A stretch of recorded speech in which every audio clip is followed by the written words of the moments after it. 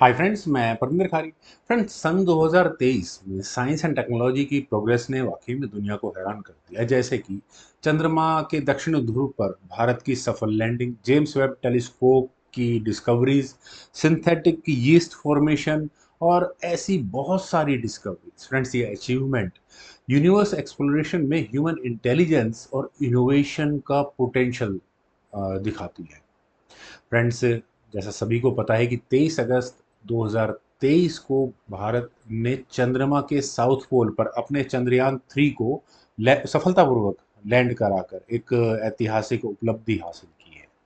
Friends, 14 जुलाई 2023 को श्री हरिकोटा से ये मिशन लॉन्च किया था। इस मिशन के अंदर एक लैंडर मॉड्यूल था, एक प्रपल्शन मॉड्यूल और एक प्रज्ञान रोवर। प्रपल्शन मॉड्यूल कौन सा, आपको याद होगा, शायद मैंने एक छोटा सा वीडियो भी बनाया था इसके ऊपर कि किस तरह से इसरो ने वहां पर लैंडर मॉड्यूल को एक बार जस्ट ओवर जंप कराया था, एक जगह से उठाकर 2 या 3 मीटर दोबारा लैंड कराया था। फ्रेंड्स, ऐसा करने वाला अमेरिका, रूस, चीन के बाद भारत चौथा देश बन गया जो चांद पर उतरा था, और दक्षिणी ध्रुव पर सबसे पहला देश। वैसे तो बहुत बड़ी डिस्कवरी थी, बहुत बड़ी उपलब्धि थी इंडिया के लिए। फ्रेंड्स, लगभग कुछ ऐसा ही कारनामा भारत ने एक बार फिर करके दिखाया आदित्य L1 मिशन के साथ। भारत की ये पहली सोलर ऑब्जर्वेटरी, बल्कि सैटेलाइट मिशन है एग्जैक्टली, जिसका उद्देश्य है सोलर स्टडी करना।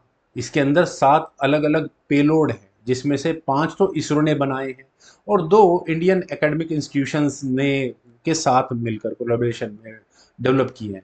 सैटेलाइट का नाम ही अपने आप में बहुत कुछ कहता है। आदित्य L1, आदित्य का मतलब सूर्य, L1 मतलब Lagrangian point. Friends, Lagrangian point क्या होता है? कुल मिलाकर वैसे तो 5 लैग्रेंजियन पॉइंट होते हैं, लेकिन हम L1 की बात कर रहे हैं। तो ये इसकी पोजीशन को दर्शाता है, L1।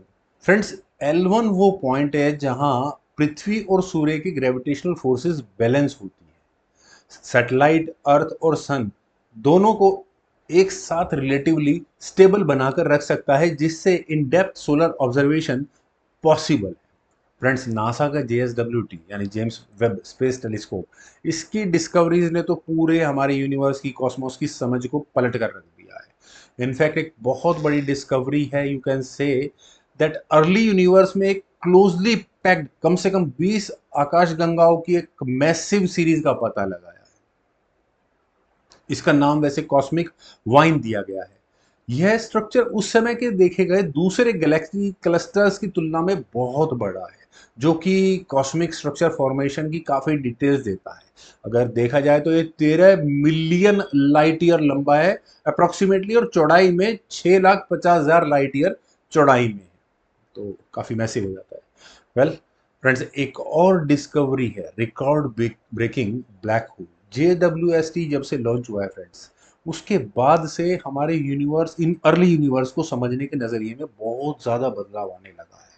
एस्ट्रोनॉमर्स ने UH-Z1 गैलेक्सी के अंदर अब तक का पाया गया सबसे दूर का ब्लैक होल, जो कि बहुत मैसिव है, उसको डिस्कवर किया है। इसके लिए नासा के Chandra x-ray observatory, JWST as obvious मैं पहले ही नाम ले चुका हूँ, उसके डाटा को यूज करते हुए early stage black hole observe किया है। इसमें पाया गया कि ब्लैक होल का साइज इसकी होस्ट गैलेक्सी जितना ही बड़ा है। Just imagine. खैर, गैलेक्सी का साइज ओवरऑल छोटा होगा, लेकिन कितना भी छोटा हो, गैलेक्सी गैलेक्सी होती है। हमारी जितनी बड़ी गैलेक्सी तो नहीं होगी, लेकिन पूरी गैलेक्सी में सिर्फ ब्लैक होल ही भरा हुआ है, बाकी छोटे मोटे तारे इधर उधर होंगे। ये एक इनक्रेडिबल डिस्कवरी है। नेचर जर्नल में पब्लिश्ड यह रिसर्च यूनिवर्स के कुछ सबसे शुरुआती और सबसे मैसिव ब्लैक होल्स किस तरह से फॉर्म हुए उसको एलोबरेट, उसको एक्सप्लेन करता है।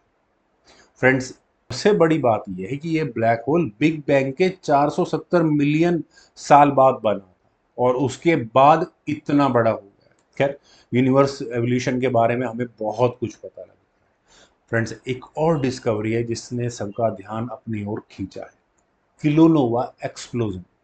फ्रेंड्स, सुपरनोवा तो आपने सुना ही होगा कि किस तरह से एक तारा बनता है, उसके बाद अपना पूरा जीवन उसका चलता है, फिर आइदर वाइट ड्वार्फ बनेगा या फिर आइदर वो सुपरनोवा में एक्सप्लोड होगा। लेकिन सुपरनोवा से भी बड़ा एक्सप्लोजन है किलोनोवा का।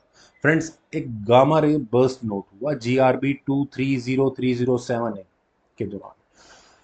यूनिवर्सिटी ऑफ बर्किंगम के साइंटिस्ट ने यूनिवर्स में रेयर केमिकल एलिमेंट की फॉर्मेशंस की खोज की है उसी गामा रे बर्स्ट के अंदर। नासा के again JWST, Fermi gamma ray space telescope और नील गेल्स स्विफ्ट ऑब्जर्वेटरी जैसे अलग अलग टेलीस्कोप्स का यूज करते हुए गामा रे बर्स्ट ने देखा कि टेरिलियम एलिमेंट वहां पर बन रहा है।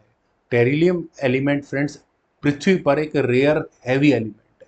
ये डिस्कवरी इस बात पर बहुत अच्छी एक्सप्लेनेशन देती है कि किस तरह से रेयर हैवी एलिमेंट जो पृथ्वी पर कम से कम रेयर है, हैवी एलिमेंट का यूनिवर्स में फॉर्मेशन हुआ। इवन इसके अलावा भी लाइफ के लिए एसेंशियल एलिमेंट जैसे कि थोरियम या आयोडीन ये भी किलोनोवा एक्सप्लोजन में ही पैदा हुए एलिमेंट्स हैं। फ्रेंड्स ये खोज यूनिवर्स में हैवी एलिमेंट फॉर्मेशन को समझने में मदद करती है। फ्रेंड्स अभी तक हम सभी लोग जानते थे कि पृथ्वी का एक ही चांद है, लेकिन सन 2023 ने इस बात को भी गलत साबित कर दिया है। फ्रेंड्स एस्ट्रोनॉमर्स ने एक नए एस्ट्रॉइड की पहचान की है, FW13 2023 stands for its year of discovery. Friends ये एक ऐसा एस्ट्रॉइड है जो सूरज और पृथ्वी दोनों की ही परिक्रमा करता है।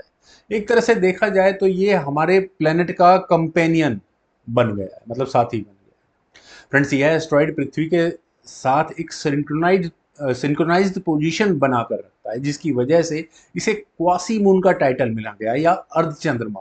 छोटा है साइज में, आंखों से दिखाई नहीं दे सकता, तो कह सकते हैं कि ठीक है चंद्रमा तो मिला लेकिन अर्ध चंद्रमा है, क्वासी मून है ये। फ्रेंड्स इसका ऑर्बिट भी थोड़ा स्पेशल है, जो मार्स और वीनस के बीच तक फैला हुआ है। हालांकि ये पिछले साल यानी जो 2023 की मार्च 28 को इसकी डिस्कवरी की गई थी। फ्रेंड्स ये तो थी मेरी कुछ एक छोटा सा एफर्ट कि 2023 में कितनी खोज हुई स्पेशली यूनिवर्स को लेकर। उम्मीद है आप सभी लोगों को भी जरूर पसंद आई होगी, तो आप लोग वीडियो को लाइक करें, शेयर करें, और यूट्यूब चैनल को अगर अभी तक सब्सक्राइब नहीं किया तो प्लीज़ सब्सक्राइब भी कर लें। आपके कमेंट सजेशंस का मुझे बेहद इंतजार रहेगा। Thank you for watching and bye for now.